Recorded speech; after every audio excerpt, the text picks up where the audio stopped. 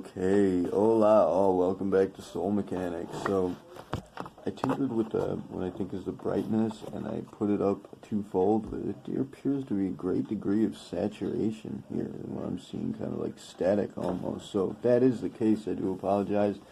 For those quality snobs out there, personally, I don't really notice the difference. Like, people talk about the HD televisions and shit, like some of them, I see this, like, really weird kind of contrast problem where it looks almost like it's too real, and I think I've heard other people speak to this issue before. I guess it's why they created like trailing effects and such in video games and whatnot.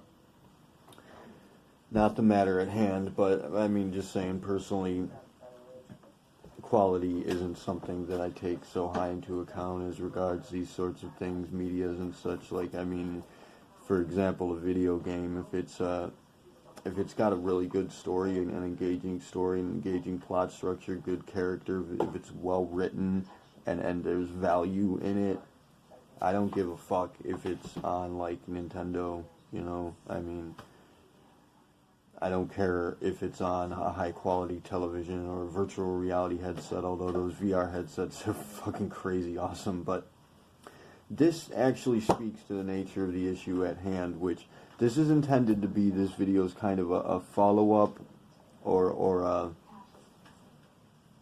it's leading off of the video we did regarding Abbas Lessiel and Jacqueline Glenn, because this issue had been risen in that discussion wherein Megan said something about,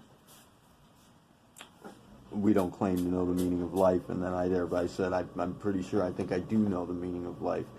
But upon further inspection, that's a difficult inquiry to make, because, I mean, this is likely going to have to kind of branch out and span off into several series regarding the nature of reason, the nature of quality, the nature of quality versus quantity, the nature of value itself, ultimately the meaning of meaning, which is really doesn't seem to be an approachable topic, honestly.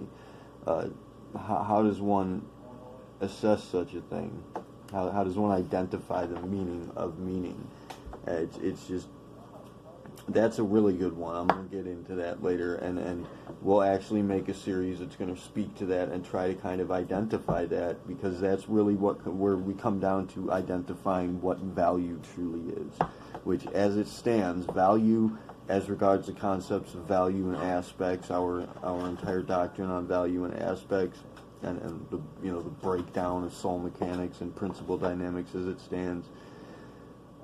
We understand that value exists, and we understand to some extent how it operates, and by what parameters it functions, what functions it serves, but we don't really understand what it is, and that's not even something that I really thought about before, but that we're going to get into here. And this was risen not simply by Cheeks saying, that shit about, well, claim to know the meaning of life, and me thereby egotistically suggesting that I do, which I do know the meaning of life, but also by the discussion which was, concerning Eisel Mazard, who I thereafter found had actually made a video discussing his, the insights he's gleaned on that particular topic, speaking to the meaning of life, and he was raising a juxtaposition of Jordan Peterson's. Jordan Peterson didn't really have much to say about the meaning of life. I mean, it was like, that's what the video was labeled, I guess, but sometimes Jordan Peterson says things that doesn't really fit the inquiry at hand, or doesn't make any sense at all, but I mean, he's a very highly respected person, so people still regard it as being intelligent, although he gets sloppy at times, and sometimes just entirely off. But Eisel Mazard raises a juxtaposition of what he had said to some extent, which again is not really a juxtaposition, considering that there wasn't much of any value contained in what Jordan Peterson had said.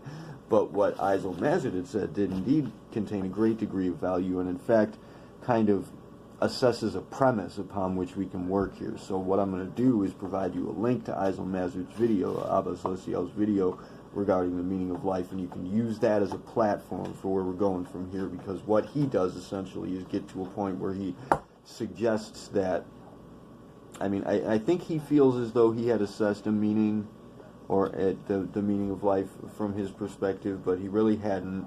And what he had done, though, essentially is kind of presented a perspective from which we can approach the problem, the issue. We're not going to consider it a problem, although it is a problem.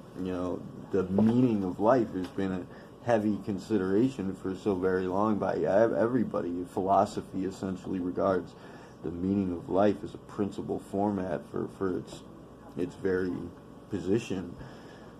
But there's so very many considerations to be taken into account as regards this. As I said, you have to assess what meaning even means first before you can approach this. But what we're going to do is just kind of dive, and that's ultimately the bottom line on it. We're going to dive out here and give my perspective on that.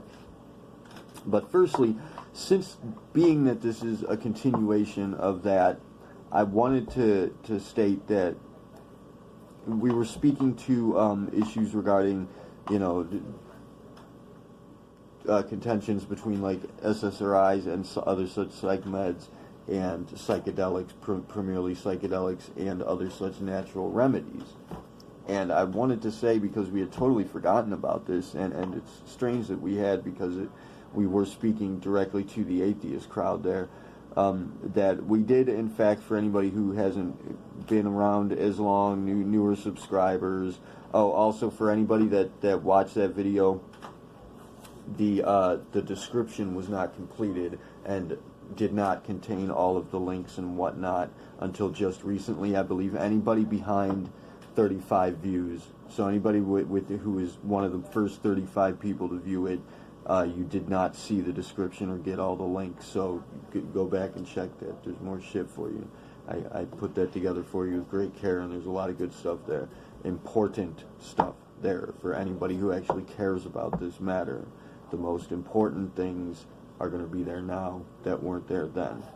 But for other subscribers who just joined recently or not keeping up with the channel or just don't remember, we did do, very early on, we did an interview for the Heathen Hour podcast with the atheists, with Shannon Q and Pelagia, floating head guy Pelagia, who I actually believe they're like married, I think. I can't say that for certain, but I think that they're married, which is kind of cool.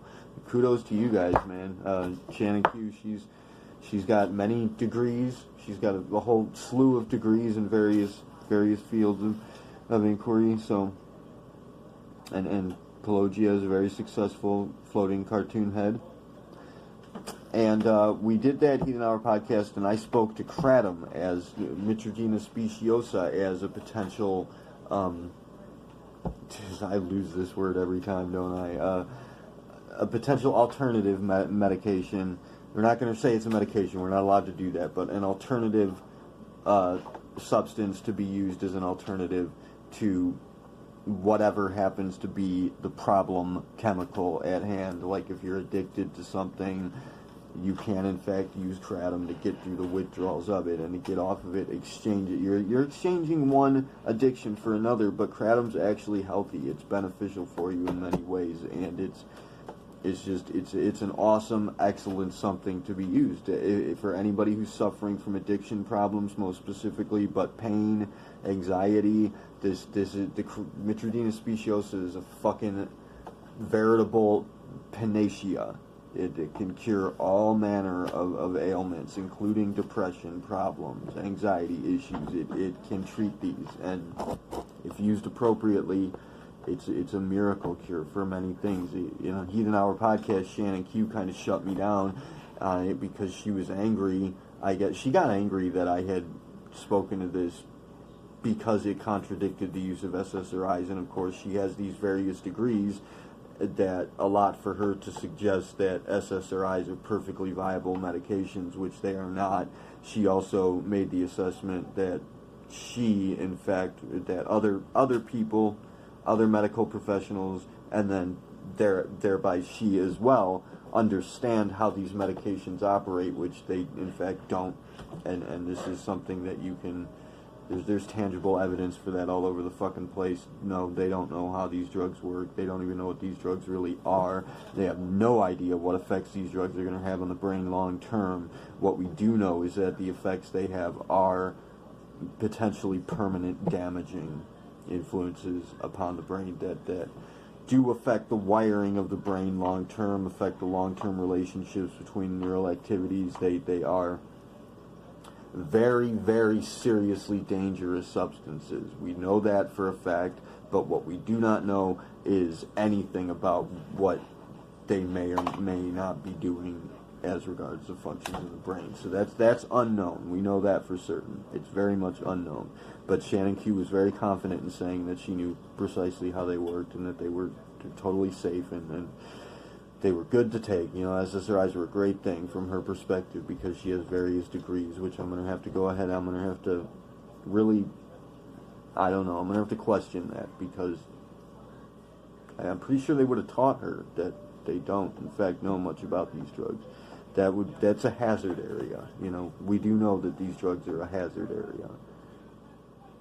We also know that the people who make the drugs want to push them, and every government faculty in play as regards that, you know, that endeavor backs that because it makes a fuck ton of money for them. And there are other reasons, obviously, evidently, there's going to be reasons such as them really wanting people to be depressed, wanting people to be anxious, wanting people to be generally lacking in confidence and self-esteem, self-willfulness, really. That seems to be the plot afoot. I mean, this is an obvious factor, but whatever. We're not going to talk about conspiracy theories here. What we are talking about is the meaning of life. And I wanted to say, to open up, that my view on this is going to be a matter of practicality. Now, other people raise this as a matter of, I guess, philosophy or spirituality, a way of being. Personally, I'd say being of service really would be the meaning of life along those lines. A lot of people raise the, like Isel's going to say in the video that I give you, that a lot of people will just really refer to something along the lines of, it's the journey that matters, not the destination. And of course, Eisel Mazert states in his video that he thinks that we need to move beyond that understanding, and I wholeheartedly agree with him. We, in fact, have. A lot of us have moved beyond that understanding. This, we're trying to get you guys, the rest of everybody, anybody who's behind on this, we're trying to pick you guys up and get you moving faster. That's the point of all this. So yes, that's a prop, really. That's a prop sentiment that we should say it's about the journey and not the destination. Well, no, that's obviously not the case because the destination exists and we're going there. So that obviously is what's going to be the more important factor. I mean, yes, enjoying the journey, learning to live in the now, learning to be of service, essentially. That's what I'm going to say along those lines, where we regard it's about the journey over the destination. In that sense, I would say that being of service is the meaning of life, that there is no higher calling than to be of service to others. But there's more to the story than that, I feel. It's a matter of practicality. It's a matter of actually achieving it, reaching a destination, achieving something. And of course, this would have to do with the self. This would have to do with matters of practicality as regards your fulfillment of or realization of self. And this is obviously going to be the case because you can't really, and I know a lot of people, there's going to be contentions raised here. People are not going to like me saying this, but you don't really care about anybody else. Ever. It's not really possible for you. And this sort of thing, this value, this is a primary value in your deck, in your value schematic. This value is presented even insofar as like where we talk about you can't touch something, you know, like no matter what you touch something, nothing ever really touches each other. You learn this in physics, that there's a repelling force that exists, kind of like an empty space between every molecule, between everything that exists. It never really touches each other. that, and I've spoken to this before in earlier videos where I said that there's a very, very telling value in that, and this is that value. You can't really care about other people either. You can't regard other people. Every time, in every sense that you are regarding another person, you're regarding it insofar as concerns your feelings about it. It only matters to you insofar as regards your stance, your perspective, your immersion in this game. So, I mean, you're playing from your perspective. You can't get out of that. You are here. You are now. You are who you are. And I mean, I would say that you kind of want to try to get out of that. That's where we're going with this. And I've been out of that. I kind of try to live outside of that, and that's why I come across so strong.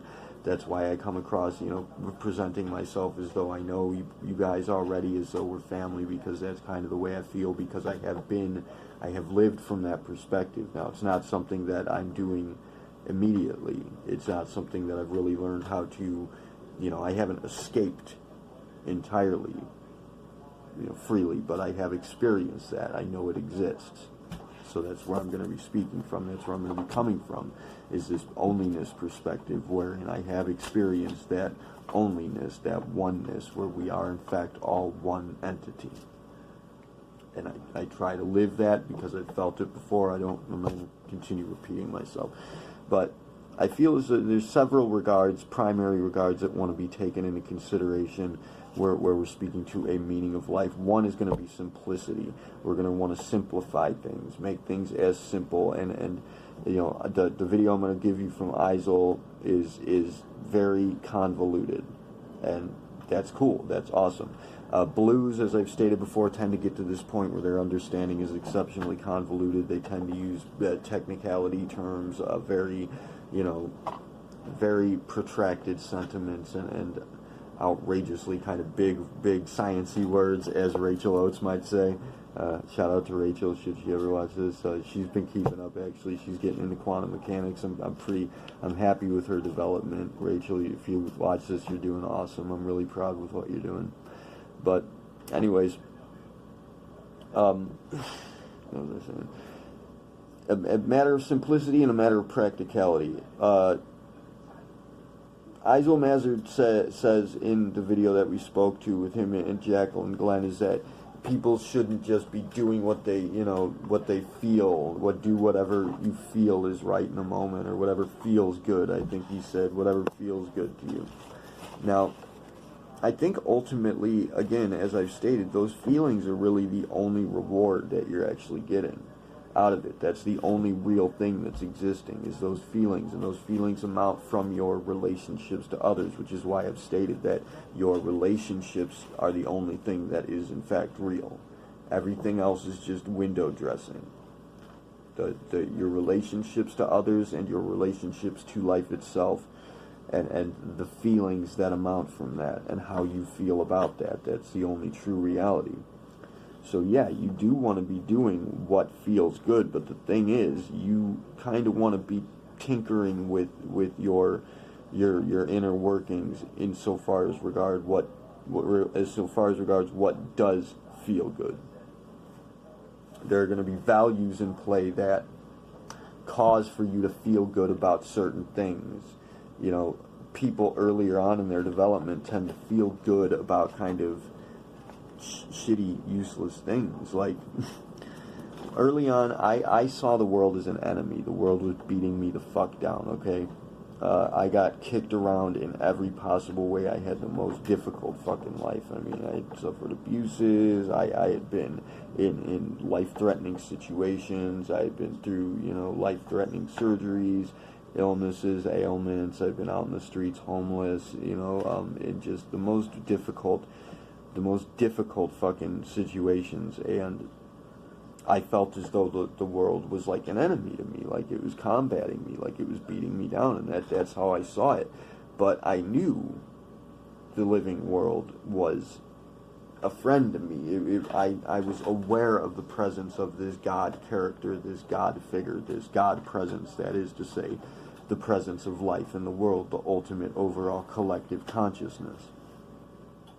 And so it was very confusing, and there was a long time where this presence, this God presence, and I were separated, in a manner of speaking. That we didn't really talk much, you could say, because I didn't really, I knew it was there, but I didn't believe in it, because I felt as though it was beating me up, it was working against me, or at the very least I felt as though perhaps it had abandoned me.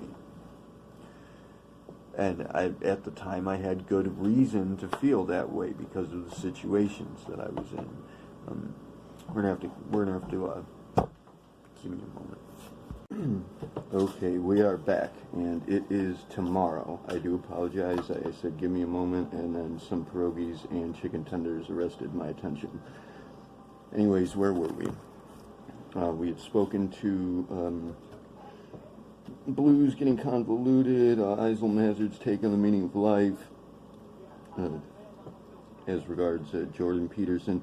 Jordan Peterson said some things in what like it was a talk show interview that he did, wherein he said that he thought the meaning of life, and again this is speaking of functionality or practicality to a certain extent, he thought that the meaning of life was, he presented what amounted to kind of like an allegorical sort of, or analogy, where he said that somebody always told him, I don't know if he was saying it was his father or whom, but that you should try to be the strongest person at your father's funeral, in the sense that anybody around you who is suffering emotionally from that loss should be able to turn to you as a stronger person, and in that way carry on the lineage.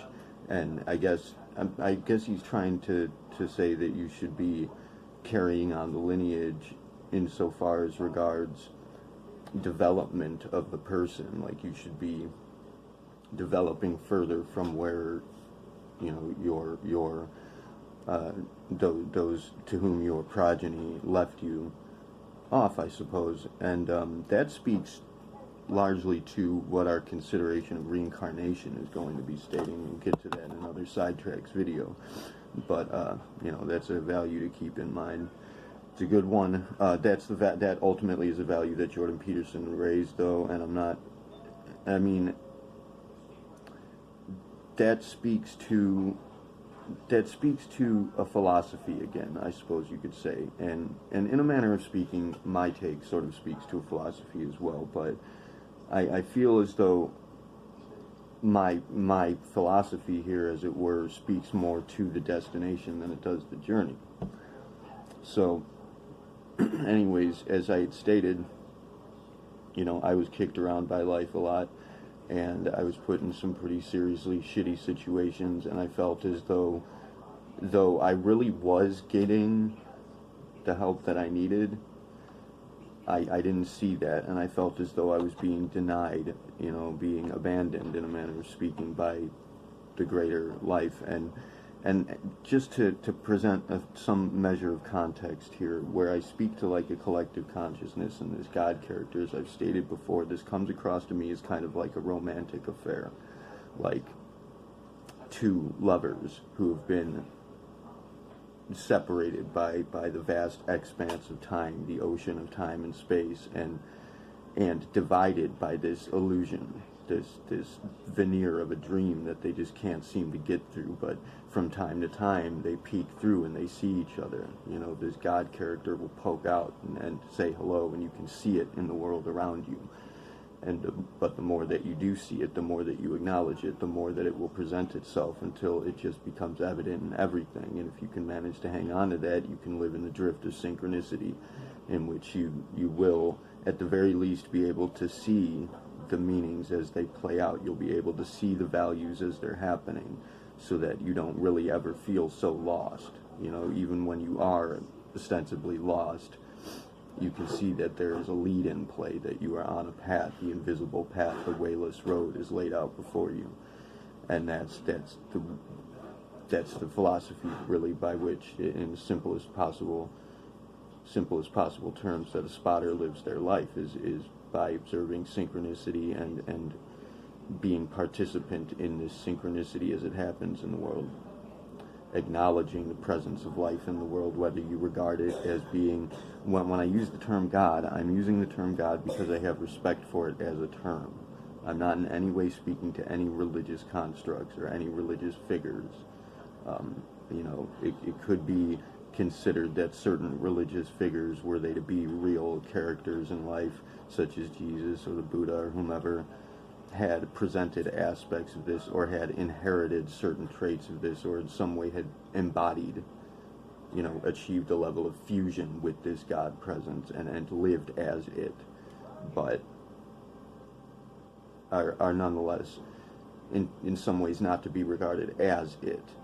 Either you regard everyone as being it, or you regard everyone as being, an aspect of it. And by my sights, from my stance, I feel as though everybody that exists is a piece of its personality, that there is a single existing identity that has fractured into all of these values, these shards, these pieces of identity that culminate in what become people, personalities.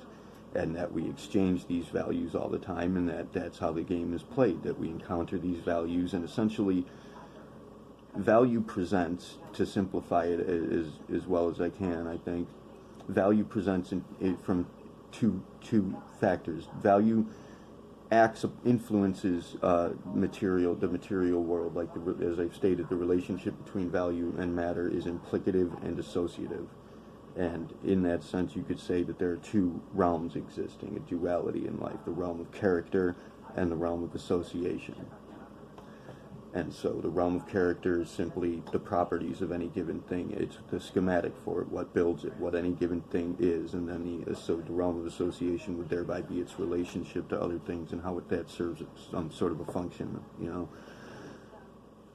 In any case, so that's an attempt at simplifying the whole doctrine on value and aspects, which again, simplicity is going to be one of the measures by which we're approaching the meaning of life. And then again, practicality, which would have to speak to the nature of a destination, as it were, what we're actually trying to accomplish here, what is the goal of the game, I think, is what people are trying to get at when they ask what's the meaning of life. And that's why it's so frustrating when people rebound with these trick answers like, well, it's the journey, not the destination. Well, fuck off, that doesn't help, right? We're trying to get at something that's practical, that we can actually live with, that we can make use of, that means something to us in the moment, what the ongoing meaning is. If it is the journey, not the destination, then what is the journey? What is the journey, right? And this regards personal development. And again, there are so many different aspects you can apply to the value of personal evolution or personal development. And there's so many different ways to look at it. Time itself, as I've stated, is holographic in nature, wherein you can look at one thing from any given differing perspective, and it's altered indefinitely. But it is in fact the same value that's presenting, and that's what happened with me. Having been kicked around by the world so much, it got to a point where, in retrospect, things started adding up. And I started realizing how I could make use of what had transpired and how it had all made me so much stronger and so much more capable. And I had actually started to run into the areas in my life where it became applicable, where it suddenly these values that I had garnered, these aspects of myself that had endured, that were essentially forged through the fires of these hazards I had gone through in life, that fine-tuned edge that I had became immediately applicable and useful in so many ways. And that's really, it's where the initiative began, but more so it's where the online faction of the initiative began, where I was given the opportunity to engage people all over the place at a whim, to get directly in touch with people all over the world. Anybody who presented difficulties they had, it became evident to me suddenly that I had the solutions to their problems, and I could easily present them. I had it at my fingertips with this smartphone, and that became so incredibly alarming that it was like, well, looking back now, I see how I had actually been handed all the tools I would need, and now I'm being handed the opportunity to make use of them. And so effectively this changed the values in my inventory. This switched out the values in my deck and altered my past. It's kind of a practical measure of time travel, I would say, though this is not exactly what I'm speaking to when I've mentioned time travel in the past, but it's one aspect of it, wherein my past has effectively been altered in this way that I can look back on it and view it in a completely different light and actually make use of it, where before it was an enemy, I can see that it was a friend to me the whole time, that it was there helping me along the whole time, like the footprints in the sand thing, where it says, you know, where there's only one set of footprints, that's where God carried you, that sort of thing. So, what I'd say is, as regards, you know, this brings a deeper level to living in the moment, to the concept of living in the moment, being in the now, wherein you want to be fast enough and you want to be at a depth and at a range of concentration and just general presence that you can assess these determinations in the moment, that it's no longer a matter of hindsight, that you don't have to look at it in retrospect to realize how it had been working out for you, that you can see it working out now and in fact see how it will work out in the future, so that you can in fact move ahead in advance and plot things out in advance. And that's where spot casting comes into play, and that's where I became, you know, capable of plotting out these schematics and realizing that I could effectively orchestrate synchronicities, which in my mind is what you could kind of assess as being sort of like a measure of training for becoming like God, for achieving a fusion with this God character, because ultimately that's what God is in my mind, is the synchronicity itself. It's the communication, and it's this orchestration. It is the plan itself, where they say God has a plan. Well, I say God is the plan. And if you can function, if you can effectively function that schematic, if you can alter that schematic, if you can make use of that plan and plot it out on your own, you're becoming more alike to this character that you are in effect idolizing. And so you are, what was the word, you're emulating, or yeah, I use the term emulations in the past, where you idolize somebody or you envy somebody or something in somebody, and you try to assimilate that value and make it a part of yourself, while you are ultimately emulating this God character. And most people are thinking that they can't live up to that it's impossible, because religions train them to completely separate themselves and treat this God as something that you need to be worshiping, that's so far beyond your understanding that you could never possibly comprehend it. I call bullshit. God is so close to you. It's so close. It's so near and dear to what you truly are. You have no idea. You got to get through that veneer. You got to get through that illusion, that trick, that programming that says it's an impossibility. Nothing's impossible. Well, very few things are impossible. Nothing is not impossible. Nothing happens all the time. Anyways, so, you know, Eiselmazard speaks to, he says that, you can't just be doing what feels good in the moment, and this is because a lot of people, what feels good to them is going to be the wrong things, essentially. They're going to do hurtful things. Like, for somebody, early on in my development, when I was being kicked around in the world, it felt good for me to get a hold of alcohol, because I was an alcoholic. I was an alcoholic because I was in pain, and I needed to treat it somehow. And you know, obviously I blew a lot of my money on that. That's one of the reasons I remained homeless. I mean, not entirely. I wouldn't have been making enough money anyways, but I suppose I probably could have advanced to some degree had I not been in that state. Whatever the case, it felt good to me to serve that particular addiction. It felt good to me to acquire things, you know, to figure out how to acquire things that were essentially only useful for instant gratifications. It felt good to be lesser than what I am now. But, you know, where Eiselmazard regards logic and rationality and ethics, an ethical, rational, logical approach to life, I think that what you're trying to do in playing the game is line up your values to the point wherein what is logical and rational to you starts to line up with what feels good. And that you start to essentially line up what's best for everyone, what can accomplish most for everyone what can be of most benefit to you and to everyone else simultaneously starts to line up as being what feels good. Like he speaks to ayahuasca and he says, well, people go to use ayahuasca to try and cure their ills, and it's just them doing what feels good. Well, no, it's very likely not. Ayahuasca is very frightening. It's a very, very scary undertaking. That even DMT is a very terrifying thing to do, even after you've done it several times. It's a very scary, very difficult measure to take. And honestly, for anybody out there who is using DMT or ayahuasca that feels good about it, that it feels good, that they're actually happy to do that, excited that they're not afraid to do that, that it's not a challenge for them to do that, chances are you don't need it. It's not useful to you. But in the case that it is useful to you, it's likely not going to be what feels good. And if you get to the point, again, where it lines up as being something that feels good, then it's no longer required. You've acquired the values. You no longer require the qualities that are attached to those values. You no longer require the material that adds up to presenting that value. The value is assimilated. It's a part of you. And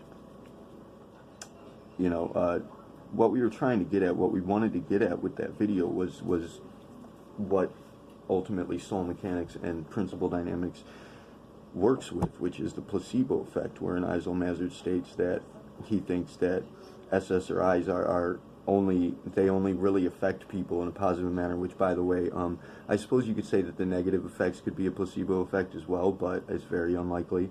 No, these SSRIs do affect you chemically, but he thinks that it's just a placebo effect, an enhanced placebo effect, and even if it were, this is Cheek's take on it, is who cares? If the placebo effect helps, how is that to be dismissed? In fact, that's the better option, that's the better avenue. If we can make use of this placebo effect without the harmful substances, then that's what we want to get at. And that's what the doctrine of value and aspects and ultimately time mechanics, or what now is soul mechanics, principle dynamics, is trying to get at. But then we also get to the point where, which, I mean, by that measure, what we work with essentially is attempting to associate, be it through conditioning or through trauma, are the two primary methods of doing this. But this is where the whole thought texts come in, and the mind control shit like the MK Ultra ideologies come into play, where effectively through trauma or through conditioning, or a mixture of both, you can effectively associate values, relationships in the brain to certain material senses, like the scent of a certain thing or a certain color, something that a triggering mechanism that can prompt your brain to activate the chemical responses without the harmful substances. That's what we're trying to work with there, what we were initially trying to work with. That was what fixed us on the idea in the first place. But as I stated, I had been through instances wherein taking these SSRIs had me sleepwalking, and had many other people sleepwalking and doing dangerous, hurtful things while sleepwalking. And this brings into play the concept that you can actually, your body, like I've stated, I've said that your body is kind of moving along on autopilot for the most part, and you're essentially directing it from kind of behind the scenes. Like you're the consciousness that's putting values into play that direct the body, but you're not necessarily directly controlling the body, but you're in play. Now with these SSRIs, effectively you can be taken out of play, and you're no longer in the pilot seat, and the body just moves along on its own. And that goes to show how deep and intrinsic our sense of trajectory becomes, wherein the body can actually move around on its own without you even knowing it, and perform multiple tasks. And it's just, we see this in sleepwalking all the time, but this speaks to the nature of what people, especially people regarding the simulation theory, are calling NPCs in play, where they say that they think that certain people are not really possessing a soul or an awareness. They think there are people out there who are just like characters, like in-game characters, so to speak. And I'm thinking that obviously this could possibly happen, but it might be an effect of these SSRIs being spread out so widely that there are people out there wandering around who don't possess immediate awareness because they're on these drugs and they just don't even know it. I don't think it's inherently possible for there to be a body that doesn't have a consciousness. That doesn't make any sense. It's not workable. There is no matter without value.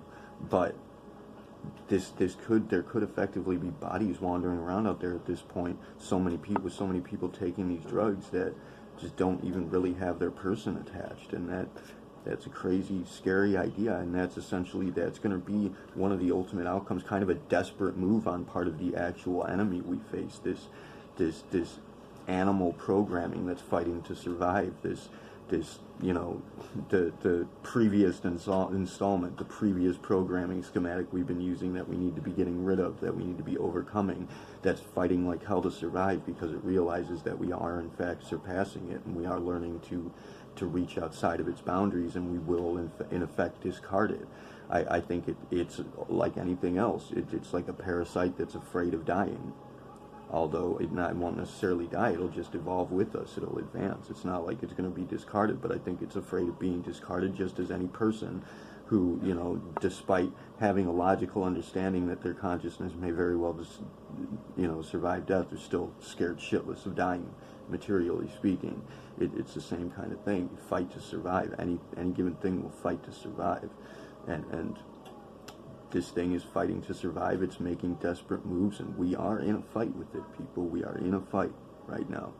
And that essentially is how I think we win the fight, is by working to line up the values with the aspects, learning to line up what does feel good for us with the actions that we're actually taking, so that it comes to a point where we're no longer regretful. We no longer have to work so hard and use so much of our brain to kind of try and essentially dismiss, reject, or forget the things that we do not like about ourselves, that we do not accept about ourselves. We put a lot of effort into doing that. And this speaks to some of the posts I put up recently for anybody engaged with the initiative, wherein I said, why do we forget? Well, that could very well be the case. We work very hard to forget the parts of ourselves that we don't like, because we're forced in this life to do a lot of things that we don't want to, that doesn't feel good to us, because it's logical, because it's rational, because it's workable, but it doesn't line up with ourselves. We're trying to achieve a fusion by lining ourselves up with what is practical by that measure. And, ultimately, if it regards a meaning of why to live life, it's the same thing as where Cheeks regards the placebo effect. Why not? That's ultimately it. I mean, let's see what happens if we can achieve this. Doesn't it seem like a pretty decent practicality? If you could feel good about everything that you do and do all the things that make you feel good, wouldn't that be a pretty decent meaning to playing the game, a purpose in playing the game? I suppose it's more purpose than a meaning, but that's what I have to offer for now. So, but as regards why not with that placebo effect, I think that ultimately it's because we want to be using these substances. We're still addicted to the material aspects of ourselves, just as with the problems we have with currency, our addiction to money, our addiction to false value, our addiction to vindications outside of our own personal recognition. We need to achieve that personal recognition, that realization of self that allows for us to value ourselves, and thereby learn to value others.